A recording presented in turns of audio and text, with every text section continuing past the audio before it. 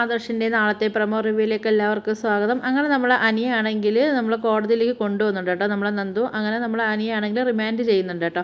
അനിക്കെതിരെ തെളിവുകൾ ശക്തമായതുകൊണ്ട് നമ്മൾ അനിയെ റിമാൻഡ് ചെയ്യുന്നുണ്ട് കേട്ടോ. അപ്പോൾ ഈ വിവരമൊക്കെ നമ്മൾ അനന്തപുരിക്കാർ അറിയുന്നുണ്ട് കേട്ടോ. അതിപ്പോൾ മുത്തശ്ശനൊക്കെ അറിഞ്ഞിട്ട് മുത്തശ്ശനിക്കൊക്കെ ആണെങ്കിൽ സഹിക്കാൻ പറ്റുന്നില്ല. അങ്ങനെ അത് കഴിഞ്ഞിട്ടാണെങ്കിൽ നമ്മളെ ജാനകി എല്ലാവരും അറിയുന്നുണ്ട്.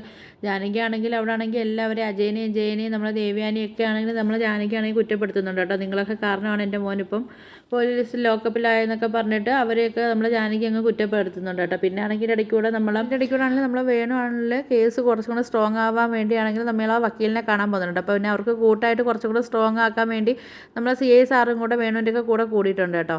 പിന്നെ ആണെങ്കിൽ നമ്മൾ അനാമികയാണെങ്കിൽ വേണുവിൻ്റെ അടുത്ത് ചോദിക്കുന്നുണ്ട്, അച്ഛാ നമുക്ക് 20 കോടി രൂപ അവർ തരത്തില്ലെന്നൊക്കെ ചോദിക്കുന്ന സമയത്ത് നമ്മളെ വേണു പറയും, ആ കിട്ടും മോളെ, നീ വിഷമിക്കാതെ, നമുക്ക് കിട്ടും, നമുക്ക് നഷ്ടപരിഹാരമായിട്ട് അവർ 20 കോടി തന്നെ തരുമെന്നൊക്കെ പറയുന്നുണ്ട് കേട്ടോ.